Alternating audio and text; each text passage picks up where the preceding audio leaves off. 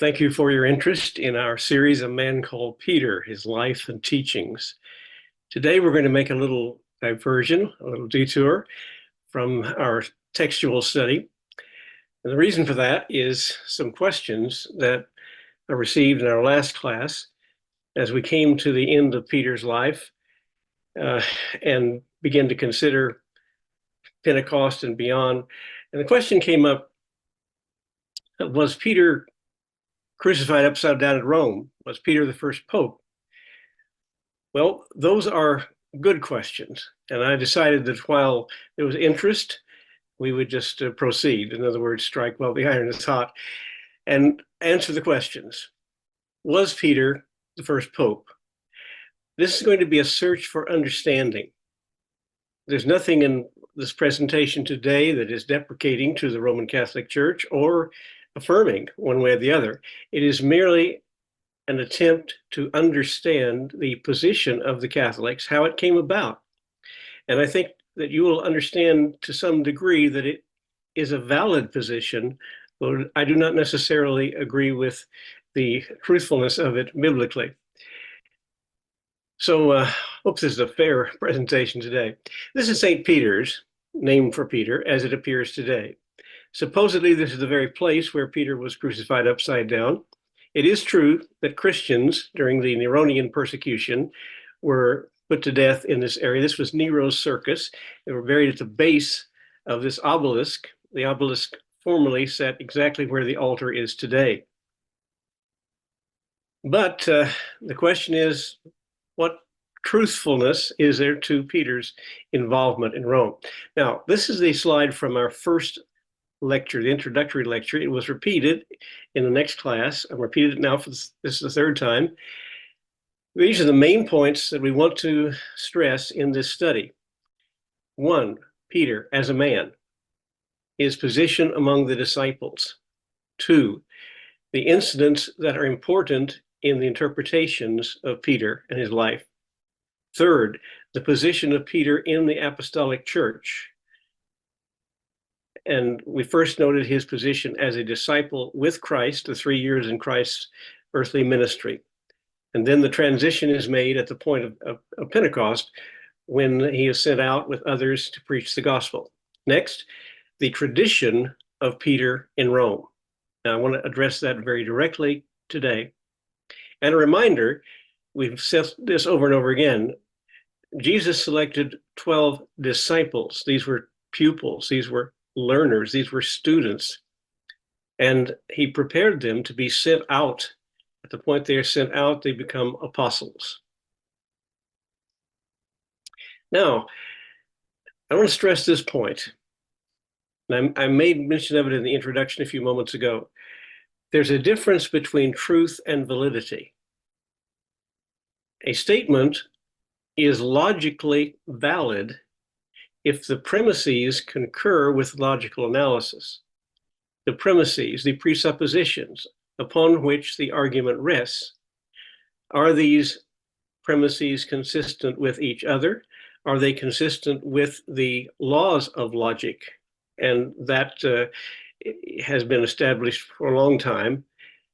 And we determine what a statement is logically through this analysis. Now, a valid statement may not be true. It is not necessarily true. It may be true. Now, a true statement is always valid. It's always, in other words, logical. Now, it is easier to establish the validity of an argument by just examining the premises. And we're going to do that today with reference to the Catholic Church. But truth must be pursued through other sources. Historically, it must be pursued through primary sources. Those sources must be examined, critically examined, and sorted. There are other means besides written sources, high witness sources, and so forth. But that's truth, and it is very difficult. Truth is always a pursuit, but truth is reality when it's achieved. There is a reality. And where there is reality, of course, there is truth. Now, I think you'll see how this will be illustrated in a moment. First of all, what's the biblical posture about the church and its organization. If we look to Christ, we know that he spoke of the establishment of his kingdom, but he did use the word church, particularly in the section in Matthew chapter 16, verses 18 and so forth. This passage from Matthew 18, same section, and he does mention the church and its operation here. Interesting. It concerns two brothers, two followers of Christ, two Christians, having some conflict and how it's resolved. If your brother sins against you, go and tell him his fault between you and him alone. If he listens to you, you've gained your brother. But if he does not listen, take one or two others with you, that every charge may be established by the evidence of 2 or 3 witnesses. That's the requirement of the law. There have to be 2 or 3 witnesses to establish a matter. Now, next verse, 17. If he refuses to listen to them, tell it to the church. I would assume by what Jesus says, he's talking about the entire congregation. And if he refuses to listen even to the church, let him be to you as a Gentile and a tax collector. That is equivalent to having nothing to do with him. He's excommunicated, so to speak. Truly, I say to you, whatever you bind on earth shall be bound in heaven. Whatever you loose on earth shall be loosed in heaven. We would think this has some reference to doctrine or teaching coming from Christ. You bind and loose, and it's recognized in heaven. And again, I say to you, if 2 of you agree on earth about anything they ask, it will be done for them by my Father in heaven. For where 2 or 3 are gathered in my name, there I am among them. Now, this is the promise made to all of the disciples, the 12 would be apostles. And the same essential promise was made to Peter by Jesus. But it is interesting to note that promise also extends to all of the apostles. When we come to Paul, there's much more on church organization. He speaks of the offices in the church as gifts. This is from Ephesians 4, verse 11 and following.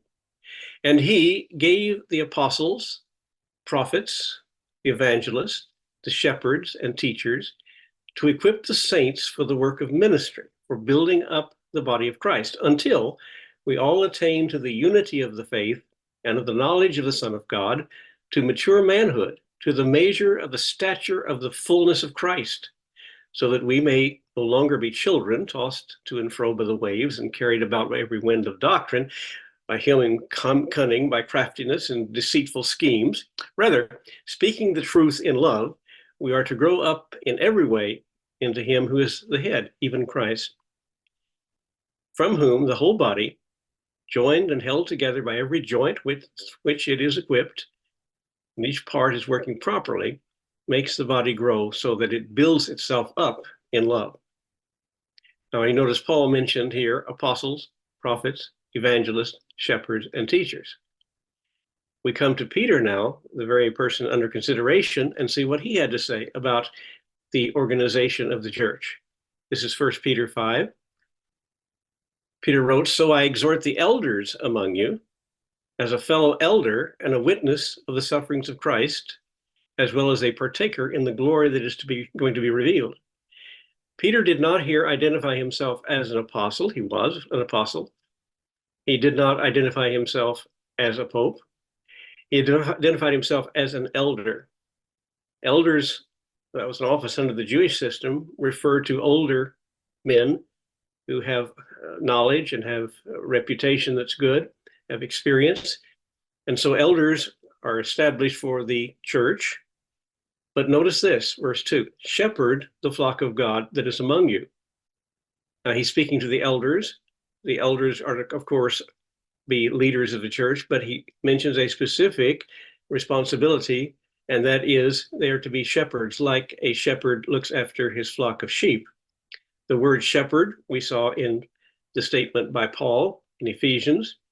That word shepherd also is often translated from the Greek as pastor. So elders, shepherds, pastors, same office. Continuing, exercising oversight. Oversight from the Greek word episkopos. It's the word that we get bishop from. That is a matter of the supervision generally of the church. So the point being, there is an office that may be described as elder or pastor, shepherd, or bishop. They're used interchangeably in the Bible. Peter continues, not under compulsion, but willingly as God would have you, not for shameful gain, but eagerly, not domineering over those in your charge, but being examples to the flock. And when the chief shepherd appears, you will receive the unfading crown of glory. Likewise, you who are younger, be subject to the elders. Clothe yourselves, all of you, with humility toward one another, for God opposes the proud, but gives grace to the humble. Now, I mentioned a moment ago the premises, the presuppositions upon which the Catholic Church is built. I want us to look at them now. There are 3 of them, and they are extremely important in understanding the Roman Church. First, bishops succeed apostles in an unbroken sequence. We call that the doctrine of apostolic succession, that the office of apostle did not end with the deliverance of the word. You know, Jude says that the faith has been once for all delivered to the saints, and we would consider that their work of revealing the gospel is complete. Catholics agree on that, but they say that the work of overseeing the church and guiding the church and establishing churches continues, and in that sense that the apostles continue. The Bible does not speak of the continuation of the apostles, but this is a basic doctrine with the Roman Church. Secondly, the Roman Catholic Church officially never errs, never makes a mistake. Now, we need to be careful about this because the Catholics will admit there are some errors that have come out of the church, but they will say it has to be an error that's agreed upon by the church generally. So I'm going to say, number 1, the Pope, the Bishop of Rome, is infallible when speaking, and only when speaking, ex cathedra, that is, in his official capacity as Pope. He does not claim infallibility all the time. Again, this is when the Roman Catholic Church would err officially, and that is generally. So we'll look at this second point. The official position is that of the Church universal and generally. Now, how do we establish what's the doctrine of the Church universal and generally? Third point, councils and popes constitute authority. That is determined by church councils and by the popes when they speak ex cathedra. The church has never been entirely clear as whether the primary authority rests with councils or with popes. Fourth, therefore, this is the conclusion, thus the church as a whole can never err. So that's the second position. The Roman Catholic Church officially never errs. Third and final presupposition is that tradition is equally authoritative as Scripture. So apostolic succession, the infallibility of the church, and tradition authoritative as Scripture. Now, what's the Catholic position regarding Peter particularly? Their position is that Peter was the first bishop of Rome, and that Jesus made Peter the head of the church with the keys to the kingdom of heaven, binding and loosing by his will. That based on the text from Matthew 16, which we'll look at in a moment. And because of the doctrine of the succession of apostles, the apostolic authority of Peter would therefore be transferred to his successor. That is supposedly a man named Linus, and supposedly then he would have had the same apostolic authority that Peter had, and that would continue. Popes would thus continue to follow Peter's apostolic authority and would be heads of the universal church with power to bind and loose. That's the Catholic position regarding Peter. Now, what about the primacy of Peter? This is a really different subject, because when you talk about primacy, we're talking about his being simply recognized as the leader among the 12. There's no doubt that he was, because Jesus often would single out Peter, and we've noticed this in our previous study, and mention him apart from the others. Therefore, the early church did accept Peter's role as chief among the apostles due to his vocalizing the doctrines and practices of the church, and to the fact that during Jesus' ministry, he was clearly singled out as the leader among all of them. Of course, you know, there were three that were the inner circle, Peter, James, and John, but Peter seems to have been selected as even the leader of the three. But second point, there is no biblical evidence for the office of supreme authority as defined by the Roman office of the papacy. Peter's primacy is not necessarily the Pope or the primacy of the Pope. Now, look at this next point. The Eastern Church accepted the concept of the papacy. To this day, they do not accept the concept of the papacy. Only the church in the West that was strongly in empire in the West, as we'll see in a moment. So this point, the imperial tradition of Rome, Roman Empire, may have influenced, I believe did influence, the development of the hierarchy of the Roman Church. All right, what about the question of Peter in Rome? Very strong tradition of Peter being in Rome, being crucified upside, being the first pope. This point may be a little shocking to some. There is no biblical evidence of the presence of Peter in. Now, why would we make such a claim? This would seem to be flying in the face of what most people believe. Well, first of all, the Apostle Paul, in the Roman letter, church addressed to the congregation in Rome, and we think at that time there's only one congregation of Christians in Rome, and Paul sends greetings to a great number of them. And he does not include Peter in this rather comprehensive list of Christian brothers and sisters in Rome to whom he sends greetings. And it seems that if Peter was there and if he was serving as the primary leader of that congregation, that Paul would have mentioned him. Secondly, Luke does not mention Peter in the history recorded in Acts. He talks considerably about Paul being in Rome. He says nothing about Peter being in Rome.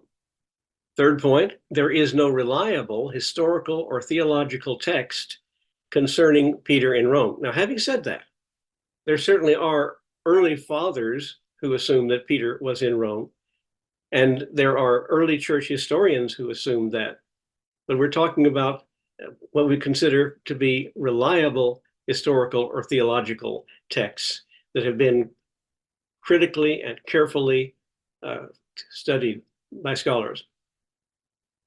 However, having said that, tradition strongly suggests Peter's presence and his primacy in Rome. Tradition says yes, but the historical evidence, the theological evidence, the biblical evidence does not say anything, neither yes nor no. Now, many relics have been collected purporting to belong to Peter and to his ministry in Rome. So, sum it up, Peter may have been in Rome. We're not saying he wasn't. We're just saying that there is not clear biblical evidence of that taking place. What about the death of Peter? Now, here I'd like for us to go to the Encyclopedia Britannica again, and I'll be reading with some comments. Little is known what happens to Peter in the later portion of the book of Acts. Some scholars, and by the way, it goes up to Acts 12. He seems to disappear after Acts 12. Some scholars base what they know on writings of early historians that include Tertullian, Origen, and even Flavius Josephus.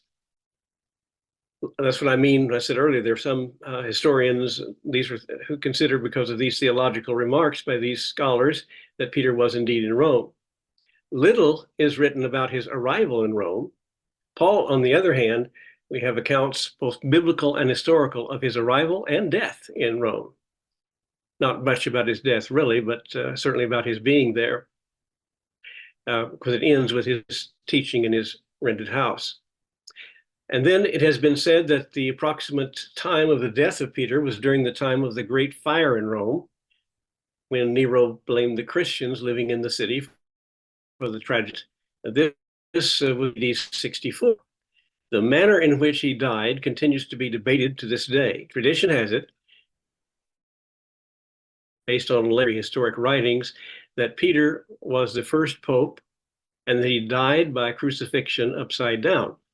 According to those accounts, he did not consider himself worthy to die in the same manner as Jesus did. Please remember, says the writer of this article, that Peter was a Jew, not a Roman. Paul was a Roman by birth and a Jew by lineage. The one both men had in common was their passion, commitment to their calling to preach the gospel of Jesus Christ. No doubt about that. They both believed in the presence of, that their death brought to them in the presence of God immediately. Jesus, of course, predicted that Peter would die controlled by others. Now let's go to the text in Matthew 16. This is controversial, and we'll look at both the Catholic position on it and the Protestant position on it. Matthew 16, verse 13. Now, when Jesus came into the district of Caesarea Philippi, he asked his disciples, "Who do people say that the Son of Man is?" And they said, "Some say John the Baptist." Obviously, he has come back to life or reincarnated or something, if that's the case. Others say Elijah, others Jeremiah or one of the prophets. He, Jesus, said to them, "But who do you say that I am?" Simon Peter replied, "You are the Christ, the Son of the living God."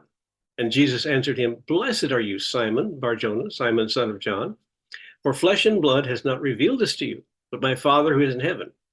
You reach this conclusion not by human means, but through a divine revelation to you. And I tell you," Jesus continued, "you are Peter, and on this rock I will build my church, and the gates of hell shall not prevail against it. And I'll give you the keys of the kingdom of heaven. And whatever you bind on earth shall be bound in heaven, and whatever you loose on earth shall be loosed in heaven."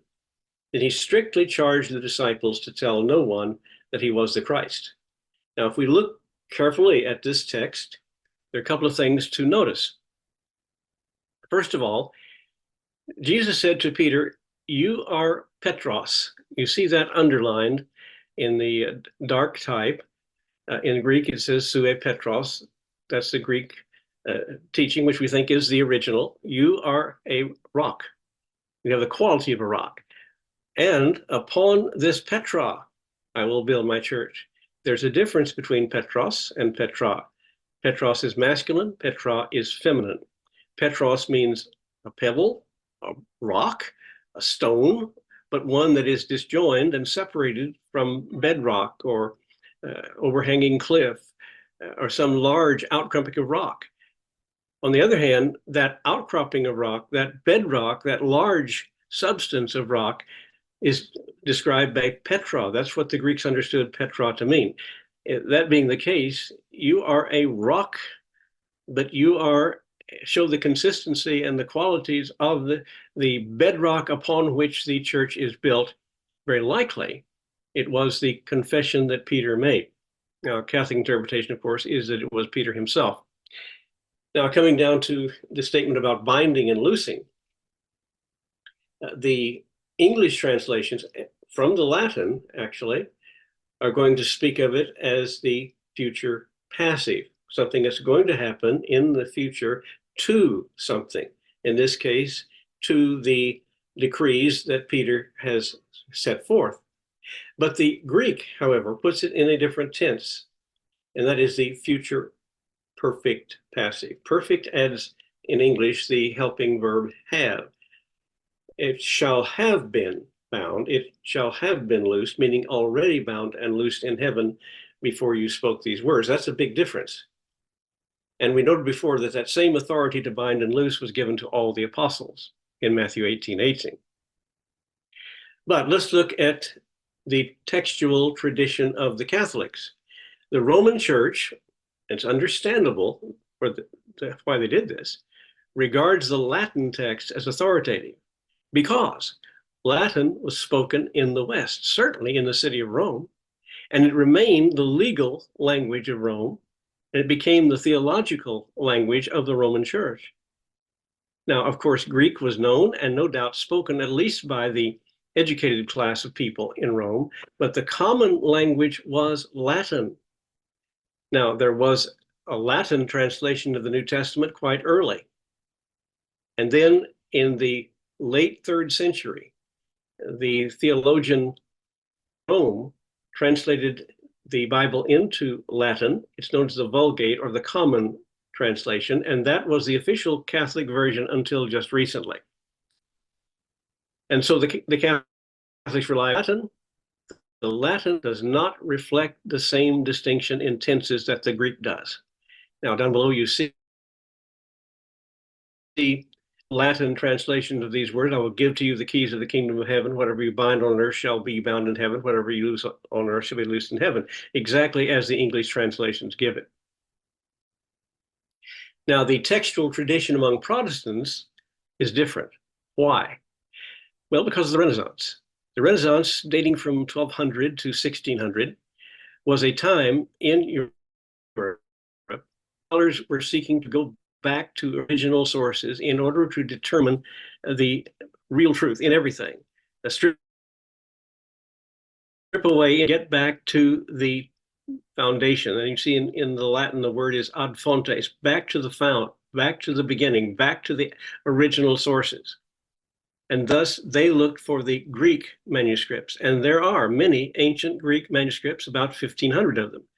And some of them are older than others, of course. But Greek was the primary language of the Roman Empire throughout the empire. And certainly in the eastern part of the empire, it was, rather than Latin. And the Christians were operating in the eastern part. That's where the Bible was written. It all started in the east. It will spread to the west, but it is understandable that it was written in Greek. And so most scholars will agree that the New Testament was composed in Greek originally. So if you want to go back to the original source, you have to go to Greek. But for a long time, there was not a good, reliable Greek text available for translators in the West until Erasmus produced his Greek text in 1516. It was based on what was called the Byzantine tradition of the majority of ancient Greek manuscripts. This is the text then that was used by Luther, that was used by the Reformers. They will continue to operate based on Erasmus 1516 Greek text. Now, the evangelical Protestant posture regarding Peter, of course, is that the apostolic office existed to reveal and to preach the gospel. And when the gospel was fully revealed, fully delivered to the saints, so to speak, as Jude said, it's not successive. Their work was finished. And neither Peter nor any other apostle had a successor. Now, there will be, of course, as we saw before, elders, bishops, pastors, shepherds in the church. The church carries on this great commission of preaching through these offices that are successive offices, pastor, bishop, elder, and evangelist. And there's no provision then, the Protestants will argue, for a universal head of the church apart from the Lord Jesus Christ. He is the head of the church. There is no other head but he. Now, I want us to understand how this all came about, how the hierarchy of the Catholic Church developed. And I want to put forth the thesis to you that there were political factors in the development of the Catholic hierarchy. And when you look at those political factors, it was understandable. That's what I want to see today. Why is it understandable? How can we understand the development of the Catholic hierarchy? And in that sense, the presuppositions, if they are followed, means that this development of the hierarchy was logical. And we have to say that. Now, although there is no biblical support for a papacy, the Roman Church found itself with ample political circumstances that allowed or demanded a hierarchy. And we have to explain that. Why is that the case? The church needed a hierarchy to facilitate unity and to avoid division and heresy. Division started very early, even started in Jerusalem. the Jews and Gentiles. And that continued in the early days of the church. How do you keep the church together? How do you put down heresy?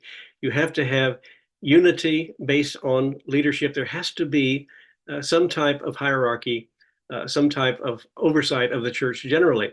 So the church needed a hierarchy to facilitate this unity and to avoid division and heresy. But the Roman Empire also needed a hierarchy. Why? Because they were on the brink of division.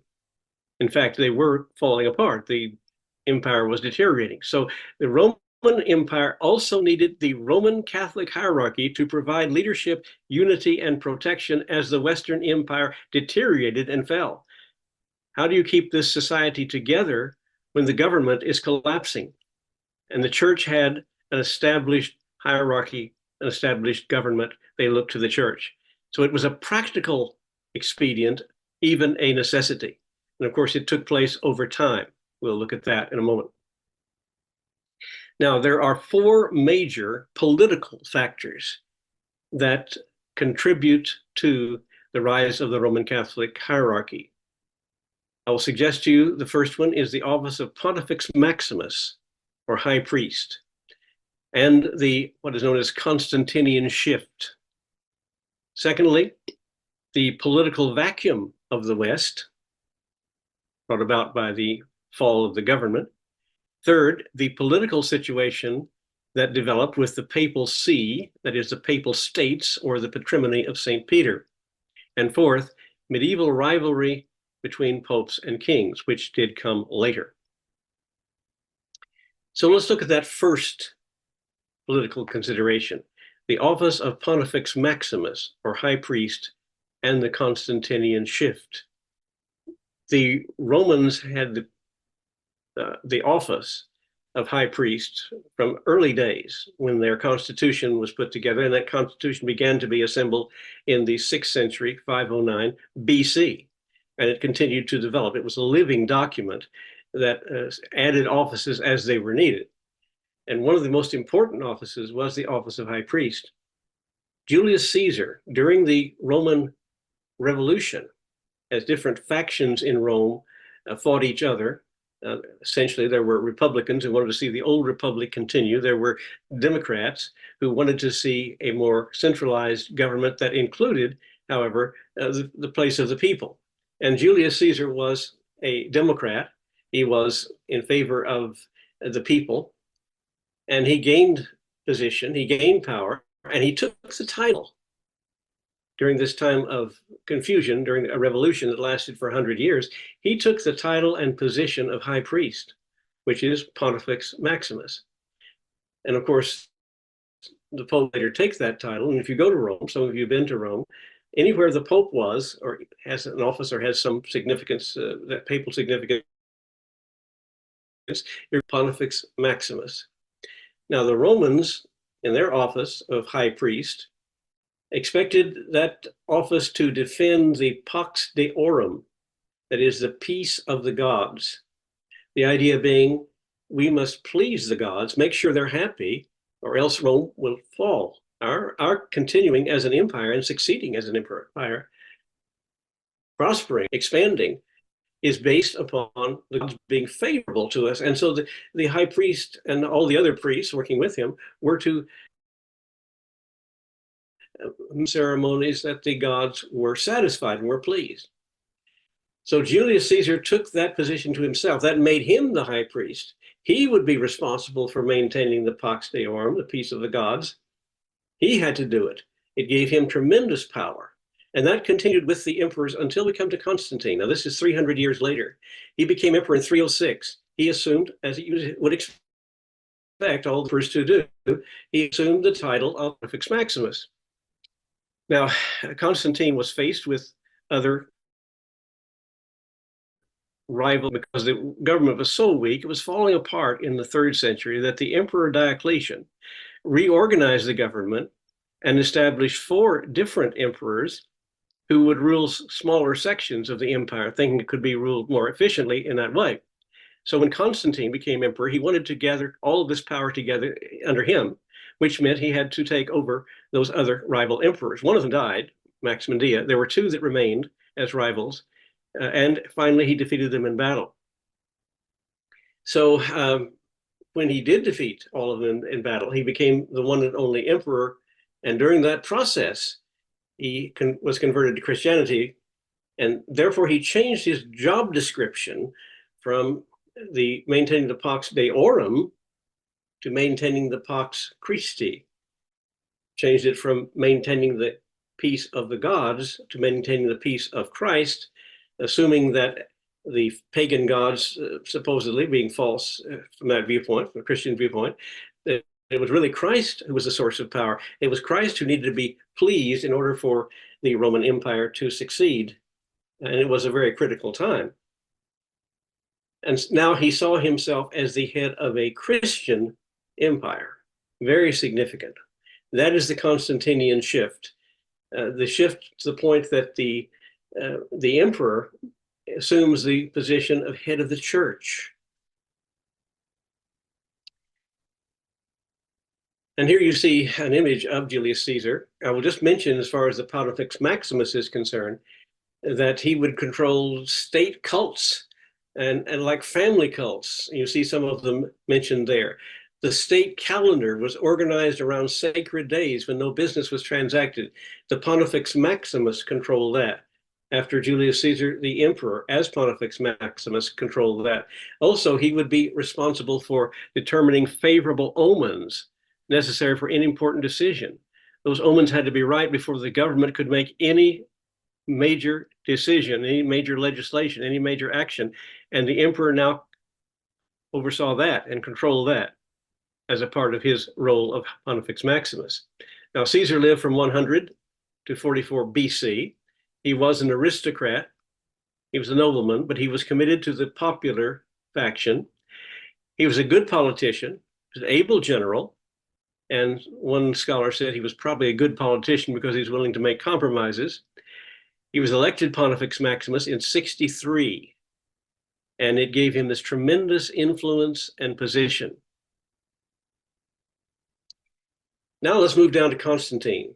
We will just pass over all the emperors in a 300-year interval because it's Constantine who's most important at this point. Constantine had witnessed persecution of Christians at Nicomedia, and he did not approve of that. Christians suffered their greatest persecution from about 250 on to this time period. But Constantine was never happy about persecuting Christians. In 305, he was serving with his father, who was one of these four emperors, and with Galerius, who was another one of the four.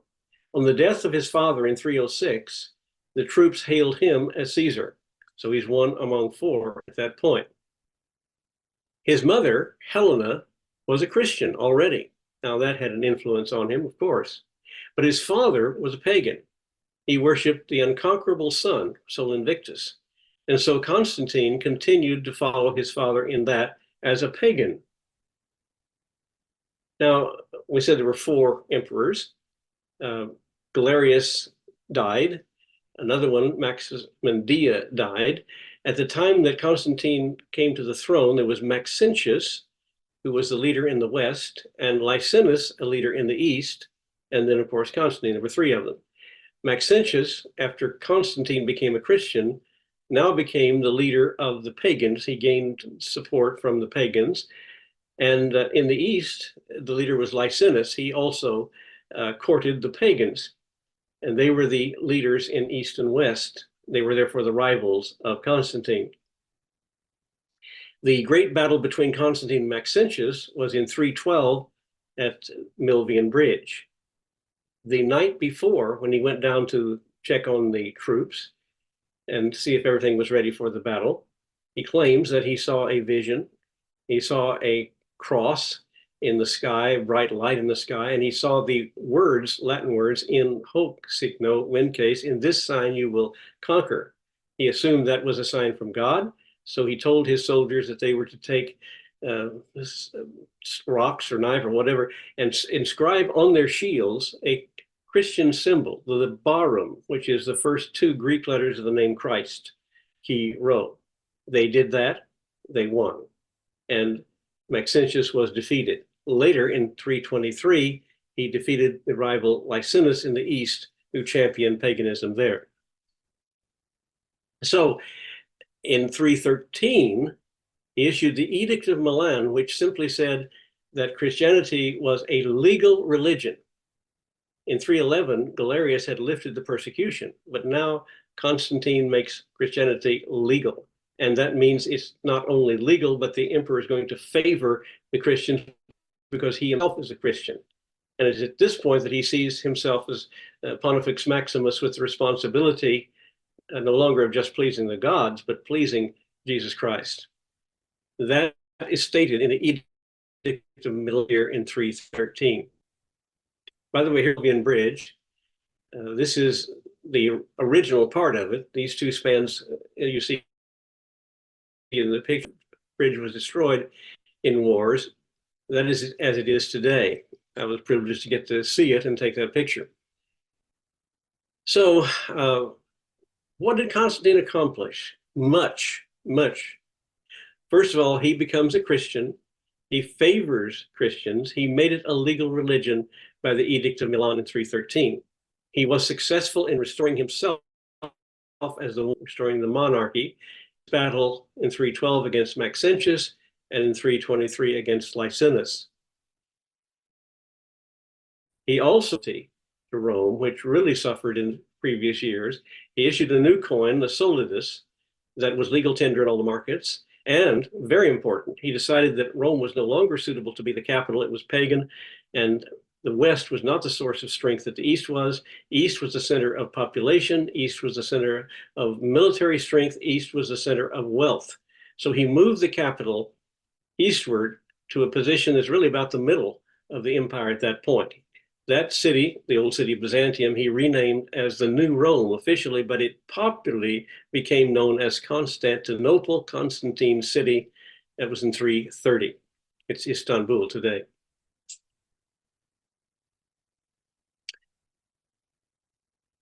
So Christianity is now a legal religion by the Edict of Milan.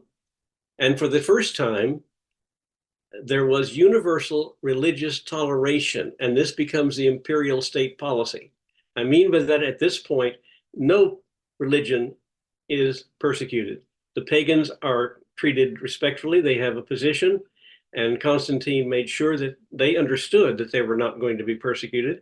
He did include some pagan symbols at various points. He did so quite deliberately because he did not want to alienate them. Christianity was about 10% of the population of the Roman Empire at the time of Constantine's conversion. So it's a very good, a very sensible policy to have religious toleration throughout the state. That's imperial state policy. By the way, it ended in 381 when Christianity became the only religion allowed. But at this point, pagan worship was still allowed. The conversion of Constantine marked the end of antiquity, beginning of what we call the Middle Ages, and now it meant the possibility of a Christian empire. And the idea of the emperor controlling the church is called Caesaropapism.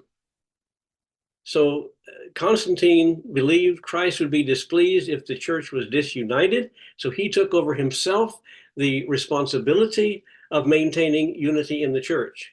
The first time he called a council was in 314 when there was a controversy about people who'd sinned and given up Christ during the persecution. They lapsed.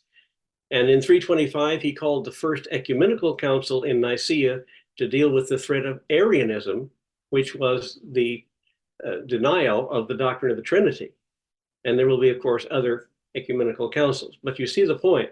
He's overseeing the church to maintain unity in the church. And out of the Council of Nicaea, we have the Nicene Creed, by the way. And this is where that council was held, the remains of the Church of Hagia Sophia in Nicaea, Ecumenical Council of 325 held here. Now, the second political factor that we want to look at is the political vacuum that existed in the West, because the western part of the empire was collapsing, and even Constantine's efforts could not stabilize it to the point that it will continue.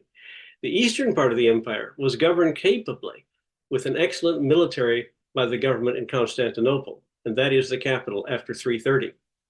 Meanwhile, Germanic invaders began to threaten the borders of the empire in the west, and they entered the relatively defenseless Western Empire, sacking the city of Rome in 410 under Alaric the Goth. And the western part of the empire simply collapsed into anarchy. The soldiers in Britain in 410 just packed up and went home. The Roman Church emerged as a competent political force in the defense of Christendom in the West in the absence of the Roman Empire. The Roman Church is developing its hierarchy. It's a very strong, well-organized hierarchy, and they consider the government no longer is effective. So the church assumed this political power by default. Now, when did the papacy come into view? The first pope that is proclaimed pope is Leo I in 451. He ruled between 440 and 461. Using this statement in Matthew 16, upon this rock I will build my church, and so forth, we looked at that. That's the Petrine thesis, to claim that he, Leo, as pope, was the successor of Peter on earth. And in order to God was, as a sign, he was able to turn back Attila the Hun in 451, claiming that that would indeed claim to be the head of the church. The Pope, in essence, replaced the emperor in Rome, in the western part of the empire. And the authority of the East continued to degenerate in the West. After 1,000 years, the Roman Empire in the West finally came to an end. Odovaker, a Goth, assumed control of the government from the 12-year-old Romulus Augustulus, who'd been placed on the throne. That's in 470. That is the end of the Roman Empire in the. So Goths, or German people, now ruled Gaul, which is Spain, which is,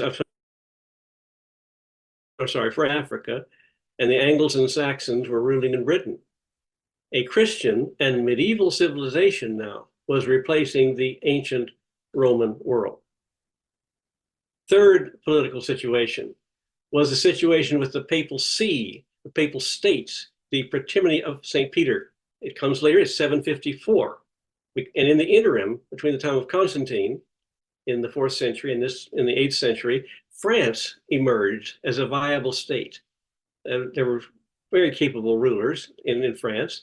And we come down to the 8th century, we have Pepin III. He's the father of Charlemagne, who put together a great empire. The Pope supported France, and in turn was awarded land in Italy, which resulted in the Papal States, 754. The papacy became a viable political power, needing an army to protect its territory. Having real estate, the papacy now enhanced the position of the Pope and the hierarchy. It really made the Pope and his position much stronger. And many places throughout Europe, particularly in Germany, were areas where bishops took over in the absence of any viable political authority. They assumed control and established ecclesiastical states throughout Europe. So as these Germanic tribes moved in, the Lombards, who were Germans, captured the Byzantine western capital of Ravenna, which ended Byzantine rule in the West, or Eastern Roman rule. And they moved toward Rome and to the papacy.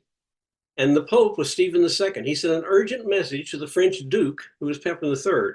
And the French Duke, Pepin, drove the Lombards out of the area. And then he turned around and gave the land of Italy to the Pope as the Papal States, or patrimony of St. Peter. And the Pope was now a landlord and had to defend his lands. The grateful Pope then made Pepin King of France, and that's the beginning of the Carolingian dynasty. As I said, his son is Charlemagne. Roman control, or Byzantine control, in Italy and in the West now ended. Here you see a map of the Papal States. They are different colors here because they show the different of the Papal States that joined with the state of Italy in the 1800s, complete by about 1870. Essentially, it's all of Italy. Now, the fourth and final political consideration is medieval rivalry between popes and kings. When more viable kingdoms like England, Germany and Burgundy, emerged in Western Europe, a serious rivalry arose between power and popes.